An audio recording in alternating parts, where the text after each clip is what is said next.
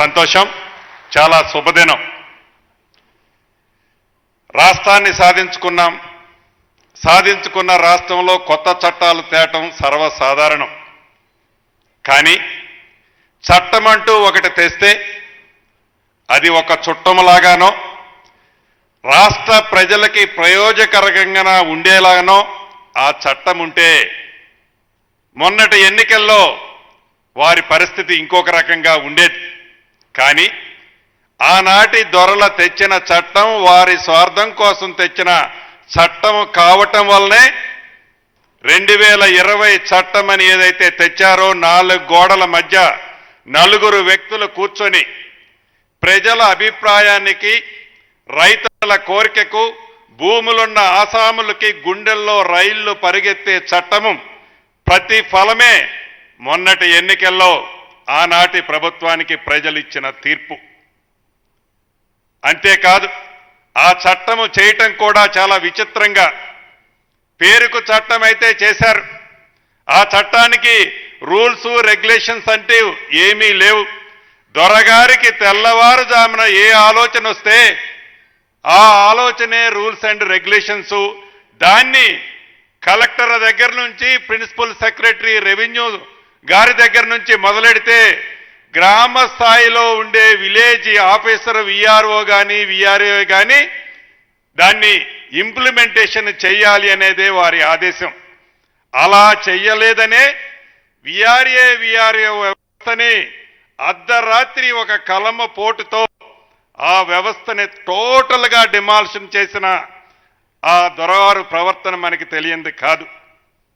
అయితే ఎన్నికల ముందు ఇచ్చిన మాట ప్రకారం ఆనాటి పిసిసి అధ్యక్షులు, ఈనాటి గౌరవ ముఖ్యమంత్రి రేవంత్ రెడ్డి గారు కానీ ఆనాడు సుమారు ఆదిలాబాద్ నుంచి మొదలెట్టి మండు టెండలో పాదయాత్ర చేసిన ఈనాటి ఉప ముఖ్యమంత్రి వర్యులు బట్టి విక్రమార్క గారు కానీ, మా నాయకులు రాహుల్ గాంధీ గారు కానీ, ప్రియాంక గాంధీ గారు కానీ, ఖర్గే గారు కానీ, సోనియా గాంధీ గారు కానీ, ఈ వేదిక మీద ఉన్న ముఖ్య నాయకులందరూ ప్రతి వేదిక మీద చెప్పాం, ఇందిరమ్మ రాజ్యం మీ దీవెనలతో వస్తుంది, వచ్చిన తర్వాత తప్పకుండా ఈ ధరణిని అరేబియా మహాసముద్రంలో ఇసిరేస్తామని చెప్పాం.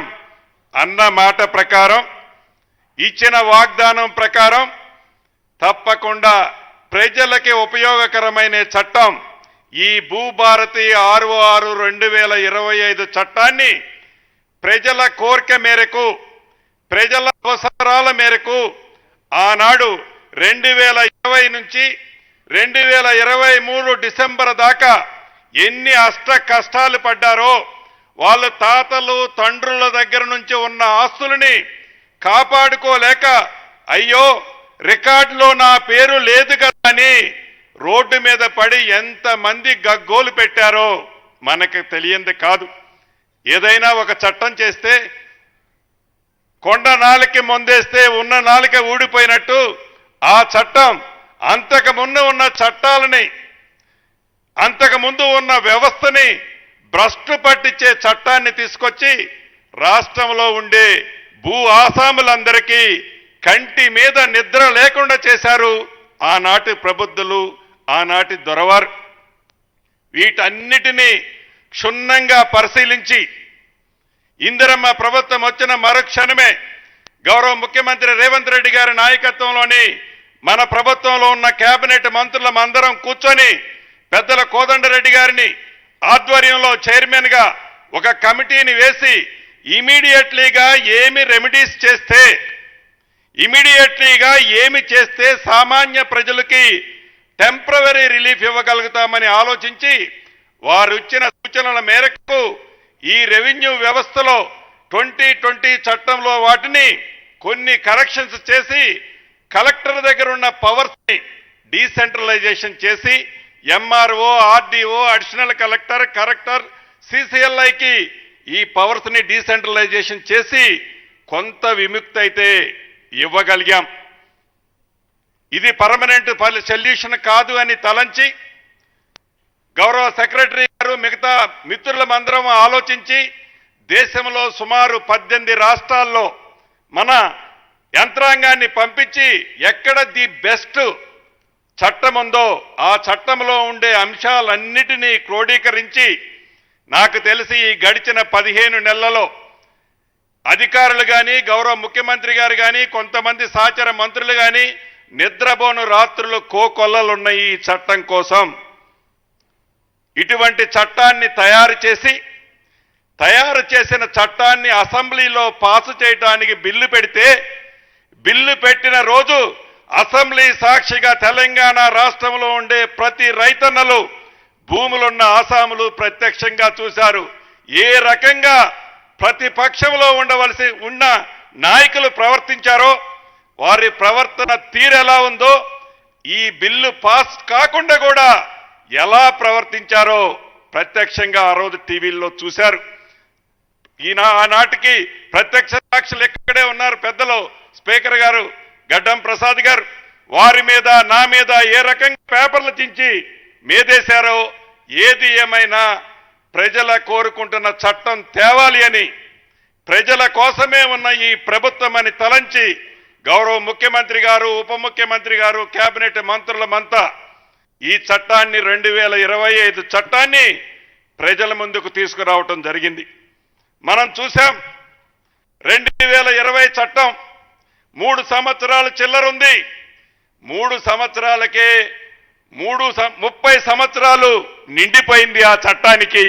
అది ప్రజలు యాక్సెప్ట్ చేయని చట్టం కాబట్టే దాన్ని ఈనాడు పక్కన పెట్టి రాబోయే 100 సంవత్సరాలకి ఈ రాష్ట్రంలోనే కాదు దేశంలో ఒక రోల్ మోడల్ చట్టాన్ని ఈరోజు మనం ప్రజలకి తెలంగాణ ప్రజలకి గౌరవ ముఖ్యమంత్రి రేవంత్ రెడ్డి గారి చేతుల మీదుగా అంకితం చేశామని చెప్పడానికి చాలా ఆనందిస్తున్నాను, సంతోషిస్తున్నాను. ఇందుట్లో ప్రధానంగా కొన్ని అంశాలు మీకు చెప్తాను.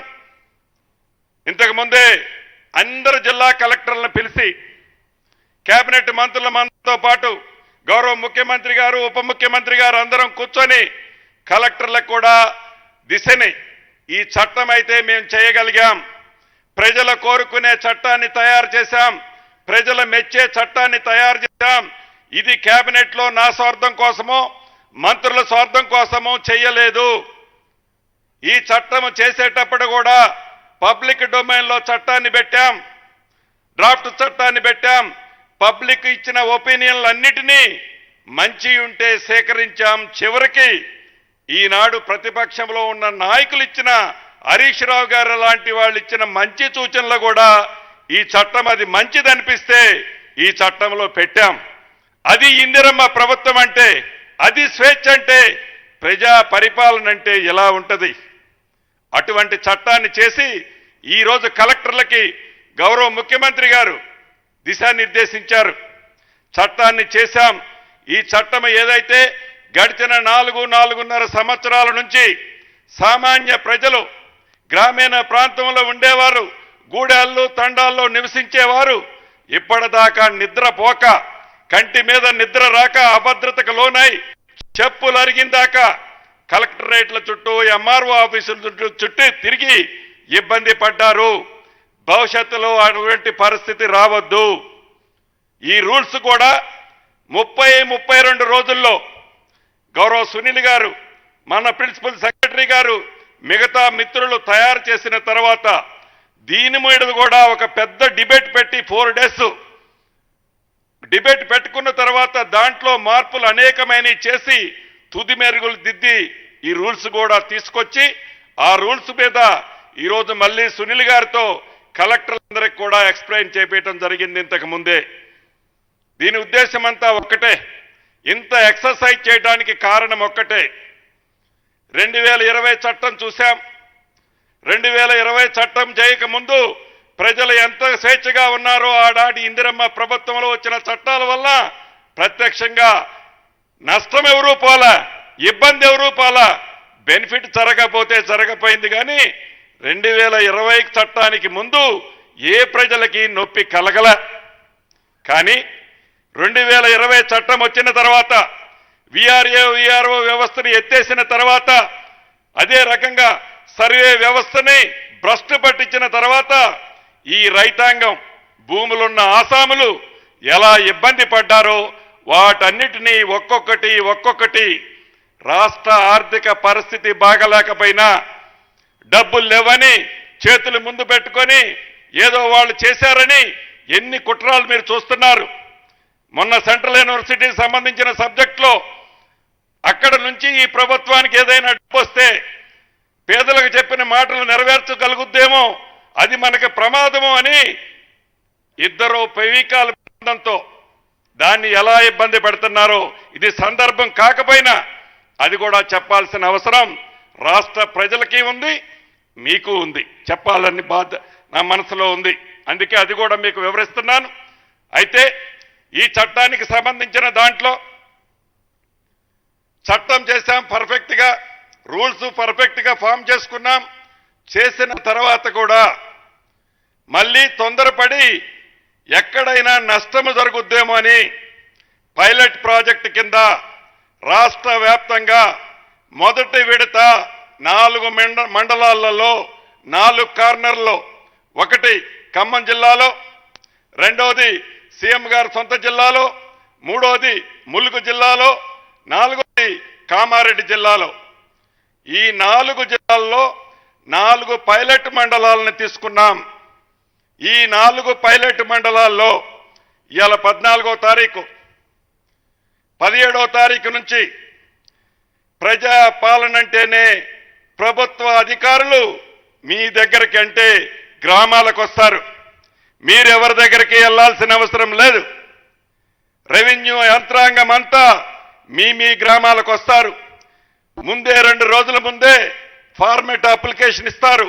ఏ సమస్యలు అయితే ఉన్నాయో ఆ సమస్యలని ప్రతి గ్రామంలో ఎంఆర్ఓ గారు ఫుల్ డే ఉంటారు వారి టీం అందరితో. అది 14 రోజులు టైం ఇచ్చాము. ఆ టైంలో ఈ 4 మండలాలకు సంబంధించిన పూర్తి డేటాని సేకరించి జూన్ 1వ తారీఖు లోపు ఈ 4 మండలాలకు సంబంధించిన సమస్యలన్నిటినీ పరిష్కరించాలని గౌరవ ముఖ్యమంత్రి గారు కేబినెట్ ఆదేశించడం జరిగింది. అదే పద్ధతిలో ఇందాక గౌరవ కలెక్టర్లు ఉన్నప్పుడు సీఎం గారు కూడా సేమ్ ఇన్స్ట్రక్షన్స్ వారికి ఇవ్వటం జరిగింది. దాని తర్వాత ఇదే 17వ తారీఖు నుంచి ప్రతి మండలంలో రాష్ట్రంలో ఉన్న ఈ 4 మండలాలు తీసేసి మిగిలిన ప్రతి జిల్లాలో ఉన్న ప్రతి మండలానికి కలెక్టర్లే స్వయంగా వచ్చి అవగాహన సదస్సుని ఏర్పాటు చేయాలని గౌరవ ముఖ్యమంత్రి గారు కలెక్టర్లకి ఆదేశించడం జరిగింది. కలెక్టర్లు ప్రతి మండలానికి ఉదయం ఒక మండలము, సాయంత్రం ఒక మండలము వస్తారు. పూర్తిగా ఈ చట్టం గురించి, ఈ చట్టంతో సామాన్య ప్రజలకు జరిగే మంచి గురించి పూర్తిగా వివరిస్తారు. వివరించి ఒక అవగాహన కల్పించి ఈ సమస్యల పరిష్కరించే విధంగా ఆ దిశలో పనిచేయాలని గౌరవ కలెక్టర్లందరికీ గౌరవ ముఖ్యమంత్రి గారు ఇంతకు ముందే ఆదేశించడం జరిగింది. దీనితో పాటు మే 1వ తారీఖు నుంచి మొదటి వారం నుంచి ప్రతి జిల్లాలో ఒక మండలాన్ని పైలట్ మండలంగా తీసుకుంటారు. ఈ 4 కాకుండా మిగిలిన 33లో 29 జిల్లాలలో ప్రతి జిల్లాలో ఒక మండలాన్ని పైలట్ కింద తీసుకుంటారు.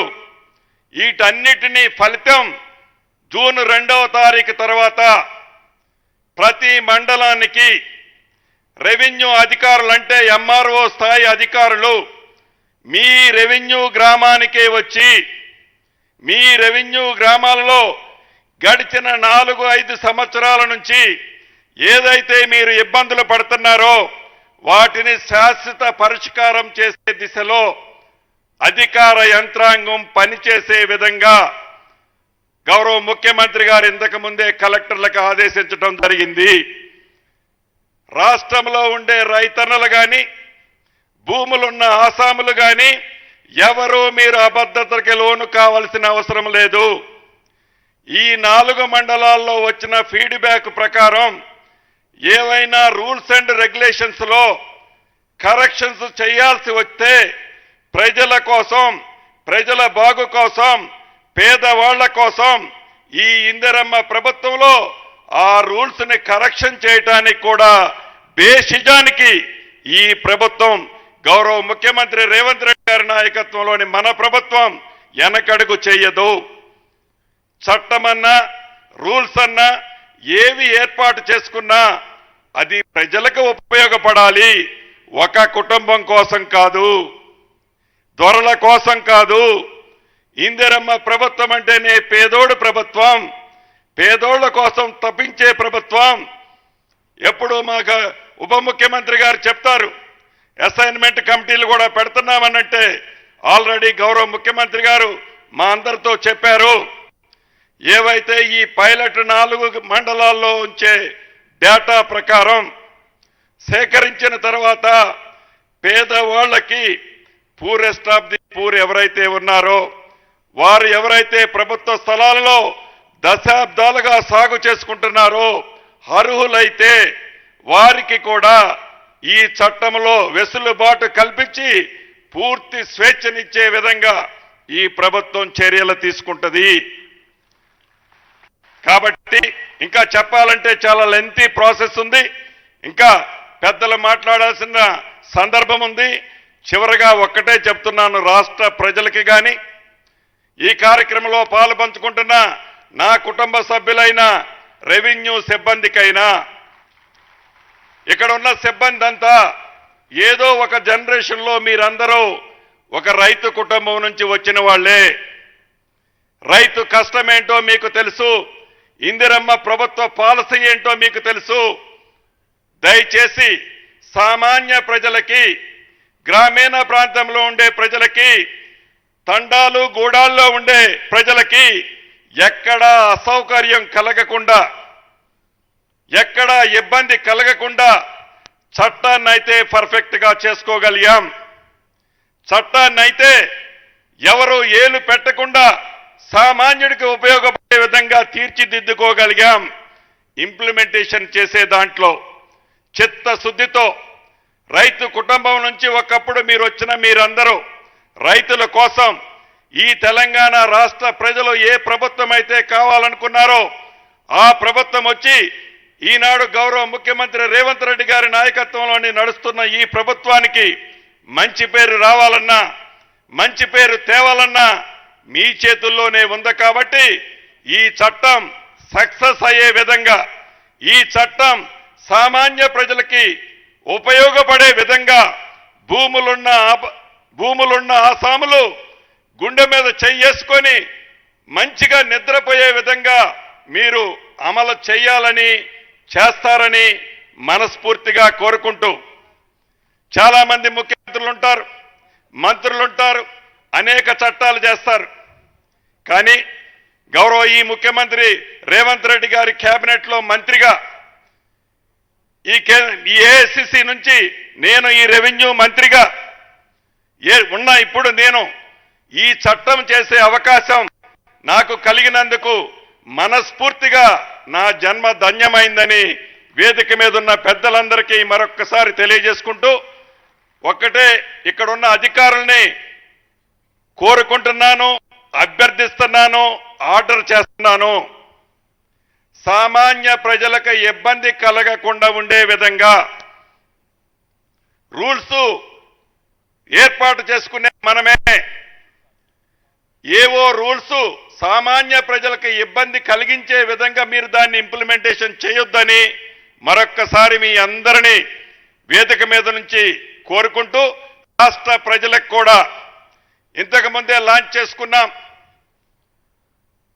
ప్రతిపక్షంలో ఉన్న కొంతమంది ఈ యాప్ని, ఈ సిస్టాన్ని, ఈ చట్టాన్ని ఏదో చేయాలని పగట కలలకు అంటున్నారు. మీ భూములు ఎక్కడికి పోవు, మీ భూములకి పూర్తి భద్రత ఈ ఇందిరమ్మ ప్రభుత్వానిది, ఈ కేబినెట్ది, ఈ గౌరవ ముఖ్యమంత్రి రేవంత్ రెడ్డి గారిదని తెలుపుకుంటూ మీ అందరి దగ్గర సెలవు తీసుకుంటున్నాను. Thank you very much.